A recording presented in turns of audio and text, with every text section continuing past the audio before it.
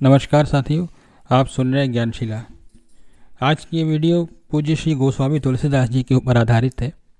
ये लेख कल्याण के 12वें मास के अंक से लिया गया है। तो इस वीडियो को शुरू करते हैं। गोस्वामी तुलसीदास जी की विनय पत्रिका भक्ति रस के नाना स्वादों से भरी हुई है। हिंदी साहित्य में यह अनमोल रत्न है। श्री रामचरितमानस की लोकप्रियता के विषय में अनेक प्रत्यक्ष एवं अप्रत्यक्ष प्रमाण मिलते हैं। इसका नाम लेते ही गोस्वामी श्री तुलसीदास जी का स्मरण करते ही श्री रामचरितमानस हठात आंखों के सामने आ ही जाता है। लेकिन गोस्वामी जी का संबंध वस्तुतः श्री रामचरितमानस तक ही सीमित नहीं है। गोस्वामी जी परम भक्त भी थे। जो कुछ उन्होंने कहा वह सब उनका अनुभव सिद्ध कथन है।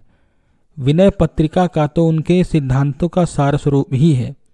इसमें समस्त शास्त्रों, उपनिषदों और सिद्धांतों का निचोड़ मिलता है। काव्य का उत्कृष्ट चमत्कार इस ग्रंथ में निसंदेह पाया जाता है।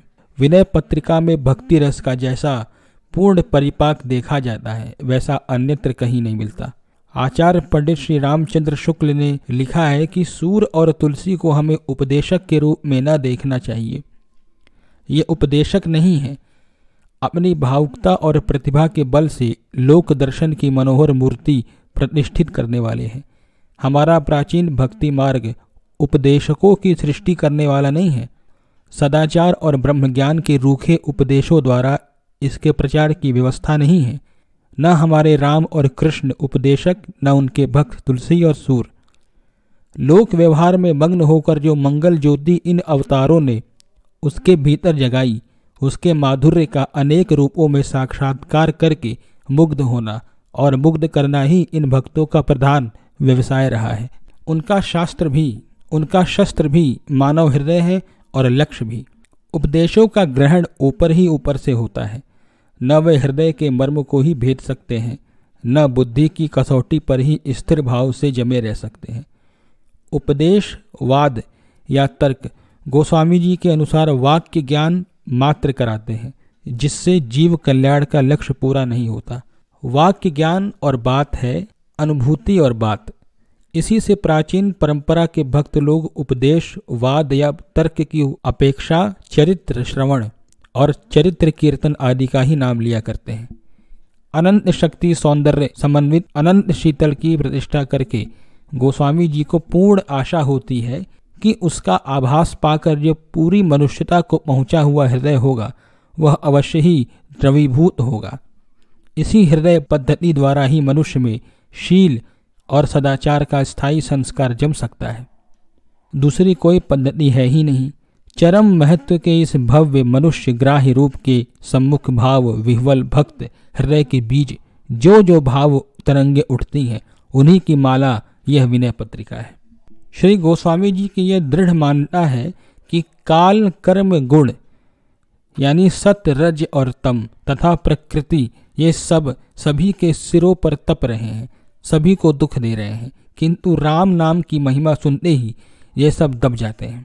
श्री रामचरितमानस के उत्तर कांड में पक्षीराज गरुड़ जी को राम कथा सुनाते हुए श्री काकभूषुंडी जी उपसंहार में इस अटल सिद्धांत का उद्घोष करते हैं कि जल को मथने से भले ही आपको घी प्राप्त हो जाए या बालू को पेरने से भले ही तेल निकल जाए, परंतु श्री हरि के भजन बिना संसार रूपी समुद्र से नहीं तरा जा सकता है। ईश्वर मच्छर को ब्रह्मा कर सकते हैं और ब्रह्मा को मच्छर भी बना सकते हैं।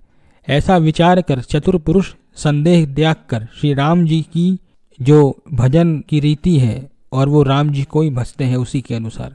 मैं आपसे भली भांति निश्चित किया हुआ सिद्धांत कहता हूँ, मेरे वचन अन्यथा यानी मिथ्या नहीं है कि जो मनुष्य श्री हरि का भजन करते हैं वे अत्यंत दुस्तर संसार सागर को सहज ही पार कर जाते हैं।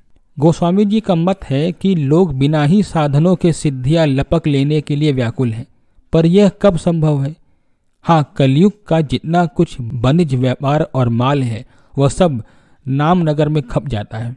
अर्थात कलयुग में किए हुए सारे पाप राम नाम के प्रताप से नष्ट हो जाते हैं। नाम में विश्वास और प्रेम करने से हृदय शांत और शीतल हो जाता है। सारी जलन बुझ जाती है, क्योंकि श्री रघुनाथ जी के नाम से रावण सदृश शत्रु पावन हो गए। प्रस्तुत पद में राम शब्द 6 बार आया है। इसका विशेष निहितार्थ है जो विनय पत्रिका में जितने पद है। श्री बैजनाथ जी ने अपनी टीका में इसके 3 कारण बताए हैं। पहला कारण है राम। तारक मंत्र में ओंकार की 6 मात्राएं वर्तमान है, अतः प्रणव राम में सन्निहित है, यह दर्शाया गया है। दूसरा है शब्द रूप रस गंध स्पर्श और मैथुन, इन 6 विषयों का राम नाम विनाशक है, अतः 6 बार स्मरण किया गया है।